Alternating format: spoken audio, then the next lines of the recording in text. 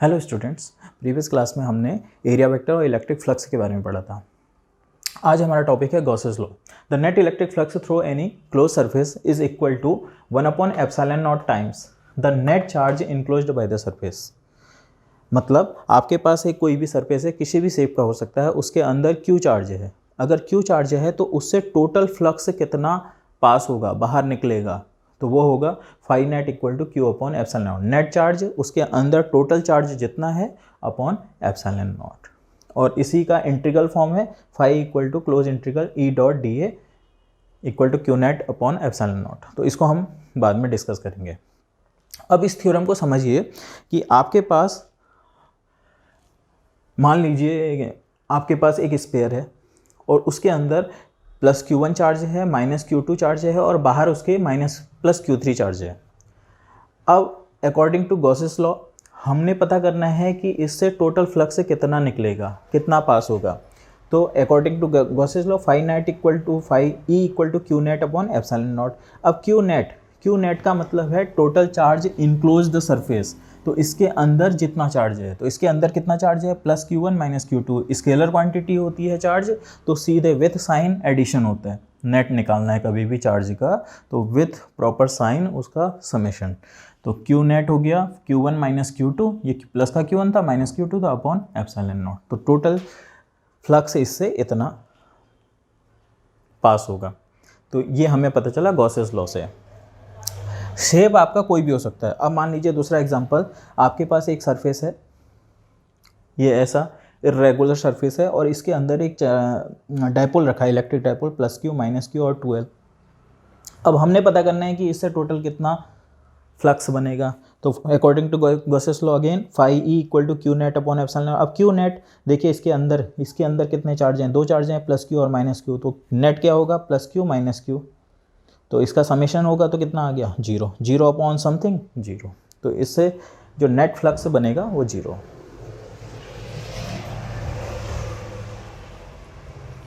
अब देखिए case third में हमारे पास एक क्यूबॉइड है। इस क्यूबॉइड के सेंटर पे रखा है प्लस Q। अब हमने अगर बताना है कि इससे टोटल कितना फ्लक्स बनेगा, तो इसके 6 फेसेस होते हैं, सभी से फील्ड लाइन पास होंगी। तो टोटल फ्लक्स जो होगा वो according to Gauss's law Q net upon epsilon, और क्यू नेट इसके अंदर टोटल चार्ज कितना है Q, तो Q अपॉन एप्सिलॉन। अब मान लीजिए इसी क्यूबॉइड में आपसे पूछा गया कि केवल एक फेस से, ये तो आपने बता दिया इसके 6 फेसेस होते हैं, तो 6 के 6 फेस से इतना टोटल फ्लक्स बनेगा Q अपॉन एप्सिलॉन नॉट। अगर आपसे पूछा गया कि केवल एक फेस से फ्लक्स बताइए, तो एक फेस से फ्लक्स कैसे निकलेगा, flux electric flux through each face. तो उसके लिए आप 6 से डिवाइड करेंगे, क्योंकि सिमेट्री है, जितना फ्लक्स एक फेस से निकलेगा उतना ही दूसरे से, उतना ही तीसरे से। तो अगर 6 फेस होते हैं, 6 फेस से फ्लक्स इतना है, एक फेस से कितना फ्लक्स होगा, तो phi E dash equal to Q E upon 6। ये जो नेट आया है टोटल फ्लक्स, वो डिवाइड हो जाएगा 6 से, तो Q अपॉन 6 एप्सिलॉन। 6 से क्यों डिवाइड हुआ, क्योंकि 6 फेसेस होते हैं। अगर मान लो इसी में आपसे कहा जाए flux through 2 faces of Q, तो आप क्या करोगे, ये 1 फेस से फ्लक्स है, आप इसको 2 से मल्टीप्लाई कर दोगे, तो कितना आ जाएगा 2Q अपॉन 6 एप्सिलॉन नॉट। 2 से 6 कैंसिल, तो Q अपॉन 3 एप्सिलॉन नॉट।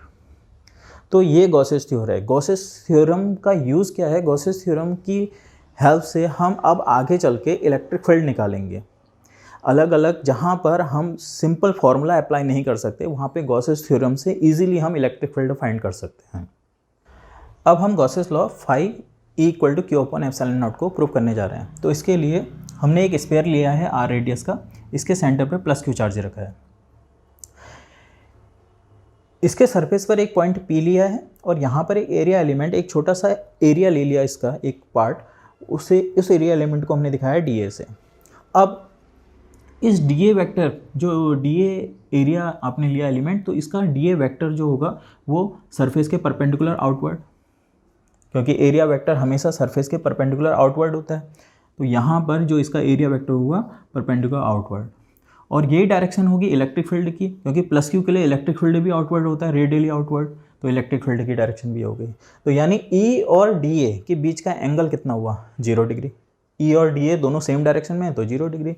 आप ये जो पॉइंट है कहीं पर भी ले सकते हैं। मान लीजिए आप ये पॉइंट यहाँ पे लेते हैं, अगर यहाँ पर लेते तो एरिया वेक्टर इसका इधर जाता और इलेक्ट्रिक फील्ड भी इसी डायरेक्शन में जाता, तो एंगल 0। तो सरफेस में कहीं पर भी पॉइंट ले लो, ई और डी ए के बीच का एंगल 0 डिग्री रहेगा। तो सबसे पहले इसको प्रूव करने के लिए हम लिखते हैं कि इस प्लस क्यू चार्ज की वजह से यहाँ पे पी पॉइंट पे इलेक्ट्रिक फील्ड कितना होगा। तो इलेक्ट्रिक फील्ड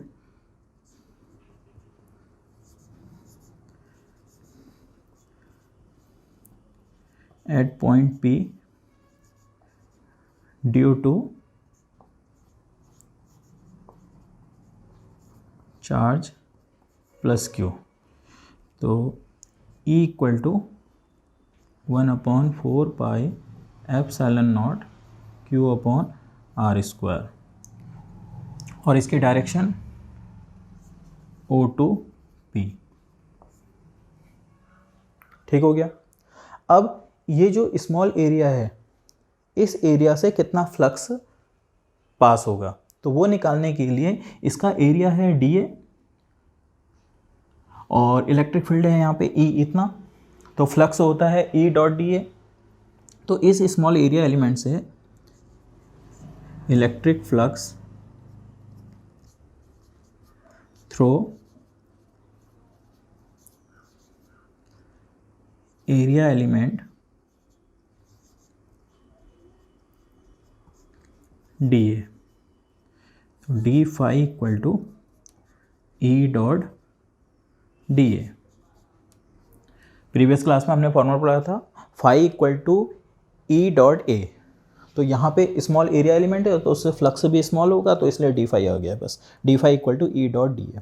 अब डॉट प्रोडक्ट आप जानते हैं A dot B equal to A B cos theta, तो E dot dA, E dA cos 0। अब कॉस 0 क्यों लिया, बिकॉज E और dA सेम डायरेक्शन में है, तो इनके बीच का एंगल हमेशा 0 होगा, और कॉस 0 की वैल्यू 1 होती है, तो D phi equal to E dA।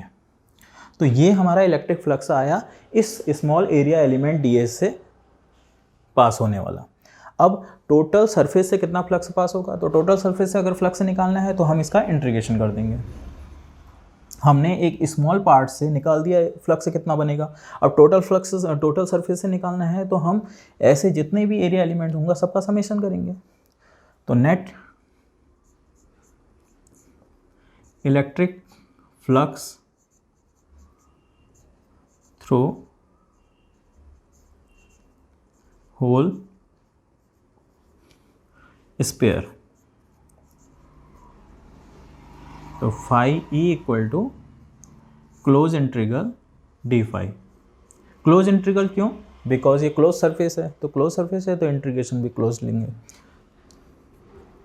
तो क्लोज इंटीग्रल डी फाई की जगह हम पुट करेंगे ई डी ए। अब E की वैल्यू हम निकाले हैं, तो 1/4 pi epsilon not Q upon R square और dA, तो इससे बाहर आ गया 1/4 pi epsilon not Q upon R square, ये पूरा कांस्टेंट है। क्यों, 1/4 पाई एप्सिलॉन नॉट तो आप जानते हैं कांस्टेंट होता है, Q इसके अंदर चार्ज है वो चेंज नहीं हो रहा है, R जो है इसकी रेडियस है, ये स्पेयर छोटा बड़ा थोड़ी हो रहा है जो रेडियस चेंज होगी, तो ये पूरा कांस्टेंट है। तो 1/4 pi epsilon not Q upon R square, ये कांस्टेंट है, ये बाहर आ गया, क्लोज इंटीग्रल dA। अब ये जो क्लोज इंटीग्रल dA इसकी वैल्यू क्या होगी, तो dA का मतलब था आपका एरिया एलिमेंट, आपने सरफेस पे एक पॉइंट लिया था P, वहाँ पे एक स्मॉल एरिया लिया था dA। इंटीग्रेशन dA का मतलब ऐसे जितने भी पॉसिबल होंगे एरिया एलिमेंट्स उन सब का समेशन। तो सोचिए यहाँ पे एक एरिया एलिमेंट, यहाँ पे एक एरिया एलिमेंट, यहाँ पर एक एरिया एलिमेंट, और इन सब का समेशन करना है। तो इन सब का समेशन करके ये क्या बन जाएगा, टोटल स्पेयर का सरफेस एरिया। तो since close integral dA equal to surface area of sphere, और सरफेस एरिया ऑफ स्पेयर आप जानते हैं 4 पाई आर स्क्वायर होता है, 10th क्लास में आपने फॉर्मूला पढ़ा है। तो क्लोज इंटीग्रल dA की वैल्यू आ गई 4 पाई आर स्क्वायर, ये वैल्यू यहाँ पुट कर लेते हैं। तो therefore phi E equal to 1/4 pi epsilon not Q upon R square चल रहा था पहले से, ये इसकी जगह पे हमने क्या आया कि 4 पाई आर स्क्वायर। अब देखिए 4 पाई आर स्क्वायर से 4 पाई आर स्क्वायर कैंसिल, तो phi E equal to Q upon epsilon not. तो ये गॉसेस थ्योरम प्रूफ हो गई। तो गॉसेस थ्योरम प्रूफ करने के लिए आपने क्या किया, एक सरफेस लिया है, स्पेयर लिया है आर रेडियस का, उसके सेंटर पे प्लस क्यू चार्ज। अब उस सरफेस पर एक पॉइंट पी ले लिया, पी पॉइंट से आपने देखा कि एरिया वेक्टर किस डायरेक्शन में होगा, तो perpendicular outward. Plus Q charge से के की वजह से पी पॉइंट पे इलेक्ट्रिक फील्ड कितना होगा, तो 1/4 pi epsilon not Q upon R square. ये फॉर्मूला हम पहले से जानते हैं, और ये भी रेडियली आउटवर्ड होता है, प्लस क्यू के लिए आउटवर्ड होता है। अब इसमें से ये जो एरिया एलिमेंट है, इससे कितना फ्लक्स बनेगा, तो D phi equal to E dot D A. तो इस एरिया एलिमेंट से पहले हमने फ्लक्स निकाला, और फिर टोटल सरफेस से कितना फ्लक्स पास होगा, तो उसका हमने क्लोज इंटीग्रेशन कर दिया है। ई की वैल्यू पुट करी थी डी ए, और क्लोज इंटीग्रल डी ए हमारा टोटल सरफेस एरिया बन गया 4 पाई आर स्क्वायर। उसको यहाँ पुट कर दिया, 4 पाई से 4 पाई आर स्क्वायर कैंसिल, तो phi equal to Q upon epsilon not. तो ये गॉसेस थ्योरम, और ये गॉसेस थ्योरम का प्रूफ हो गया है। नेक्स्ट टॉपिक है हमारा एप्लीकेशंस ऑफ गॉसेस लॉ। तो गॉसेस लॉ की हेल्प से हम अलग अलग पोजीशंस पर इलेक्ट्रिक फील्ड फाइंड करेंगे। तो इलेक्ट्रिक फील्ड फाइंड करते समय हमें ज़रूरत पड़ेगी एक गॉसियन सरफेस की। तो ये गॉसियन सरफेस क्या होता है, a hypothetical closed surface used to calculate surface integral of electric field. तो गॉसेस थ्योरम में हम देखिए सरफेस इंटीग्रल निकालते थे ई डॉट डी ए। ये जो है वो सरफेस इंटीग्रल ही है क्लोज सरफेस के लिए। तो क्लोज सरफेस का सरफेस इंटीग्रल निकालने के लिए हमको एक सरफेस होना ज़रूरी है। तो सरफेस कहीं कहीं पर तो सरफेस आपको मिला होता है, जैसे अभी हमने थोड़ी देर पहले गॉसेस थ्योरम प्रूफ किया था, तो उसमें हमने एक क्लोज्ड स्फीयर ले लिया था, तो वो सरफेस हो गया क्लोज सरफेस। अब कहीं पर ऐसी सिचुएशन होगी कि क्लोज सरफेस नहीं होगा, तो वहाँ पे आप एक इमेजिनरी क्लोज सरफेस मानेंगे, और ऐसा सरफेस मानेंगे कि उसके हर एक पॉइंट पर इलेक्ट्रिक फील्ड की इंटेंसिटी सेम होगी। तो उस सरफेस को, जो वो इमेजिनरी सरफेस है, वो हमारा गॉसियन सरफेस हो जाएगा। ये रियल भी हो सकता है, कहीं पर आपके पास क्लोज सरफेस है तो वही गॉसियन सरफेस है, और कहीं पर नहीं है और आपको इलेक्ट्रिक फील्ड फाइंड करना है उस पॉइंट पे, तो आपको मानना पड़ेगा एक गॉसियन सरफेस। और इसका शेप क्या होगा वो डिपेंड करेगा आप कहाँ पर किसकी वजह से इलेक्ट्रिक फील्ड फाइंड कर रहे हैं। तो इसमें एप्लीकेशंस ऑफ गॉसेस लॉ में पहला एप्लीकेशन है electric field due to a line charge. तो इसमें समझिए ज़रा इसे, मान लीजिए आपके पास एक लाइन चार्ज है, मान लीजिए एक स्ट्रेट कंडक्टर है, उस पर क्यू चार्ज यूनिफॉर्मली डिस्ट्रीब्यूट है, और इस चार्ज से आर डिस्टेंस पे यहाँ पर इस चार्ज, ये लाइन चार्ज है, इस पर प्लस, ये हमने बोला एक कंडक्टर है जिस पर plus Q charge uniformly distribute है, इससे आर डिस्टेंस पर यहाँ पर एक पॉइंट पी है, और यहाँ पे मुझे इलेक्ट्रिक फील्ड फाइंड करना है, इस पॉइंट पर इलेक्ट्रिक फील्ड फाइंड करना है। तो ये हमारा एक कंडक्टर है जिस पर plus Q charge uniformly distribute है, इससे आर डिस्टेंस पर एक पॉइंट पी है, यहाँ पे इलेक्ट्रिक फील्ड फाइंड करना है पी पॉइंट पर। तो इसके लिए हम क्या करते हैं, तो अभी जैसा हमने गॉसियन सरफेस की बात करी कि एक ऐसा सरफेस जिसके हर पॉइंट पर इलेक्ट्रिक फील्ड इंटेंसिटी सेम होगी। अभी हमारा एम क्या है कि इस पॉइंट पर, इससे आर डिस्टेंस पर ये पॉइंट है और यहाँ पे इलेक्ट्रिक फील्ड फाइंड करना है। तो देखिए इससे आर डिस्टेंस पे इस पॉइंट पे जो इलेक्ट्रिक फील्ड होगा वो आउटवर्ड, और इससे आर डिस्टेंस पे यहाँ पर इलेक्ट्रिक फील्ड, यहाँ पर, मतलब चारों ओर कहीं पर भी हम आर डिस्टेंस पर एक पॉइंट ले लें तो वहाँ पे इलेक्ट्रिक फील्ड इंटेंसिटी सेम होगी। क्यों? क्योंकि E equal to 1/4 pi epsilon not Q upon R square होता है। तो आर अगर सेम है, चार्ज ये क्यू है, तो इलेक्ट्रिक फील्ड इंटेंसिटी सभी पॉइंट्स पर सेम होगी। अब देखिए यहाँ पर आर डिस्टेंस में यहाँ पर से भी पॉइंट ले सकते हैं, आर डिस्टेंस में यहाँ पे पॉइंट ले सकते हैं, इधर भी ले सकते हैं, इधर भी ले सकते हैं। तो वो जो सरफेस बनेगा आर डिस्टेंस से इक्वल आर डिस्टेंस पर इससे, तो वो कैसा बनेगा? सिलेंड्रिकल। तो अब हमारा जो गॉसियन सरफेस माना जाएगा सिलेंड्रिकल। और गॉसियन सरफेस क्यों ले रहे हैं? क्योंकि गॉसेस लॉ अप्लाई करना है, और गॉसेस लॉ तभी अप्लाई होगा जब आपका क्लोज सरफेस होगा। तो हमने क्या करा, ये जो हमारा कंडक्टर था, इससे आर डिस्टेंस पे पी पॉइंट पे इलेक्ट्रिक फील्ड फाइंड करना था, तो हमने पी पॉइंट से होता हुआ, पी पॉइंट से पास होने वाला एक सिलेंडर मान लिया। इस सिलेंडर का रेडियस हो गया आर, ये जो गॉसियन सरफेस है उसका रेडियस है आर, और इसकी लेंथ है सपोज एल। ठीक है। अब इस पूरे कंडक्टर पर चार्ज था क्यू, अगर पूरे कंडक्टर पर चार्ज Q है, इसकी लेंथ L है, तो इसकी लाइन चार्ज डेंसिटी कितनी होगी, लीनियर चार्ज डेंसिटी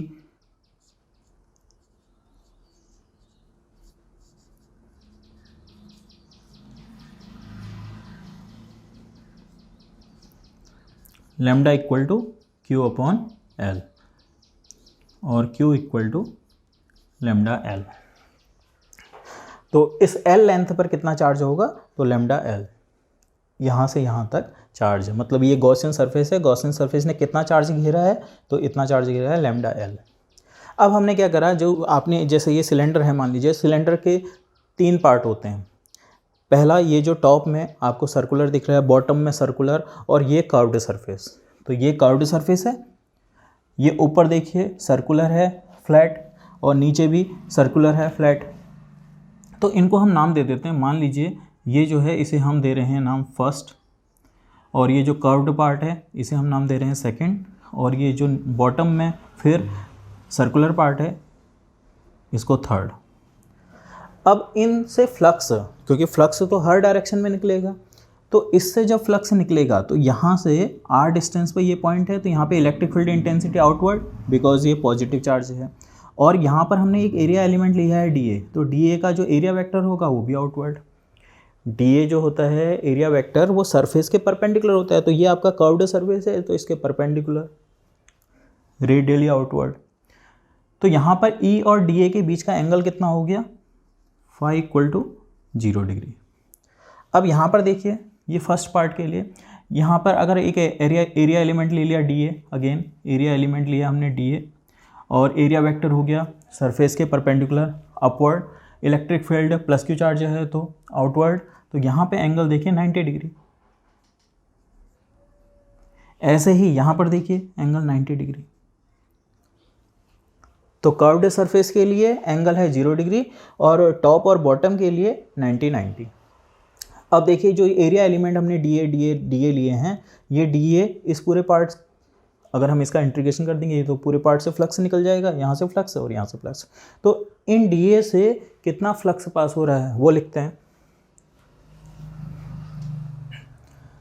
तो electric flux through area elements D of surface 1, तो d phi 1 equal to E dot dA1।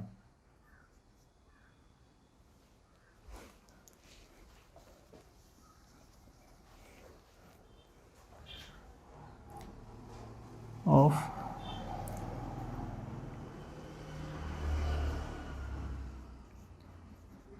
surface 1 d phi 1 equal to E dot dA। अब surface 1 के लिए देखिए E और dA के बीच का एंगल है 90 डिग्री, तो ये खुलेगा E dA cos 90, और cos 90 का वैल्यू हम जानते हैं 0 होता है, तो d phi 1 0 आ गया। अब सरफेस सेकंड के लिए देखिए,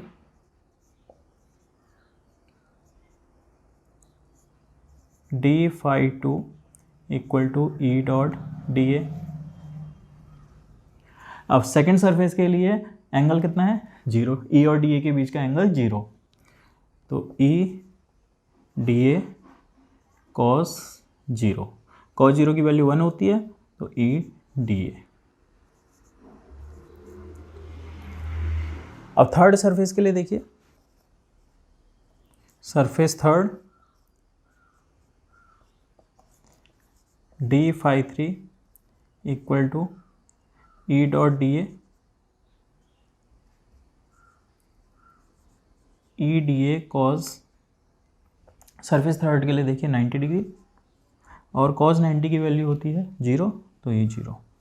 तो फर्स्ट सरफेस, जो फर्स्ट पार्ट या फर्स्ट सरफेस है उससे, और जो थर्ड सरफेस है उनसे फ्लक्स पास नहीं होगा, ये पता चला।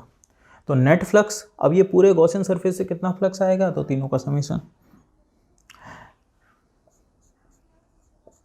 Net electric flux through whole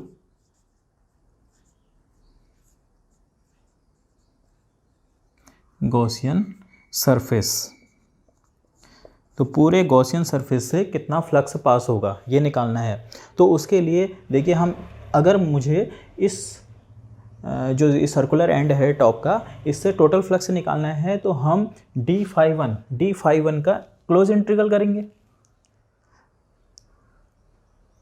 अगर हमने कर्व्ड सरफेस से निकालना है तो d∅2 का इंटीग्रल करेंगे, और अगर इससे निकालना है बॉटम वाले से, फिर d∅3 का इंटीग्रेशन करेंगे। तो हम क्या करते हैं, तीनों को पहले सम कर लेते हैं, d∅1 d∅2 d∅3, ये नेट फ्लक्स आएगा, और उसका फिर हम क्लोज इंटीग्रल। तो φE equal to close integral of d∅1 plus d∅2 plus d∅3। अब इनकी वैल्यूज पुट करें, तो d∅1 ये 0 0 है और ये ED है, तो क्लोज इंटीग्रल ED है। तो कौन सा सरफेस बचा है, सेकंड वाला, सेकंड जो कर्व्ड सरफेस है वो बचा है, बाकी टॉप से और बॉटम से फ्लक्स पास नहीं होगा। अब देखिए, इस पॉइंट पर हमने इलेक्ट्रिक फील्ड कैलकुलेट करना था पॉइंट P पर। तो E जो है, E r डिस्टेंस पे इलेक्ट्रिक फील्ड इंटेंसिटी वो तो कांस्टेंट बन रहेगी, तो ये कांस्टेंट है, ये बाहर आ गया, तो close integral dA, φE equal to close integral dA। अब दो चीज़ें, φE की जगह हम क्या लिख सकते हैं, according to Gauss's law φE equal to होता है Q net upon epsilon not. Gaussian surface ने कितना चार्ज घेर रखा है, तो गॉसियन सरफेस ने कितना चार्ज घेरा है, इतना लैम्डा L। तो गॉसेस लॉ के according, according to Gauss's law φE equal to हो गया Q अपॉन एप्सिलॉन नॉट, और Q की जगह हम क्या लिखेंगे, lambda L upon epsilon naught. और close integral dA, close integral dA की वैल्यू देखिए, dA जो हमने लिया था, dA कर्व्ड सरफेस में एक स्मॉल एरिया एलिमेंट लिया था dA। तो ऐसे सारे अगर ऐसे सारे dA एलिमेंट्स ऐड होंगे तो इसका क्या बनेगा, कर्व्ड सरफेस एरिया CSA। तो ये हो जाएगा CSA ऑफ सिलेंडर, और CSA ऑफ सिलेंडर कितना होता है, 2πRh, लेकिन इसकी लेंथ हमने L मानी है, तो 2πRL। तो φE की ये वैल्यू और क्लोज इंटीग्रल dA की ये वैल्यू, ये दोनों यहाँ पर पुट कर दें इक्वेशन 1 में। तो फ्रॉम 1, इस φE की जगह हम लिख रहे हैं lambda L upon epsilon not equals to E into close integral dA। Close integral dA की वैल्यू हमने निकाली है 2πRL, तो 2πRL। अब देखिए, L से L कैंसिल हो गया, तो यहाँ से electric field intensity E equal to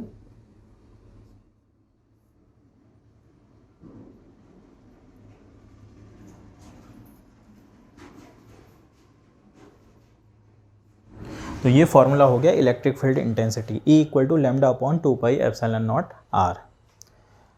इस पॉइंट पर तो एक लाइन चार्ज है, लाइन चार्ज से R डिस्टेंस पे इलेक्ट्रिक फील्ड कितना होता है, तो E equal to lambda upon 2π epsilon naught R। तो ये डेरिवेशन इंपॉर्टेंट है स्टूडेंट्स।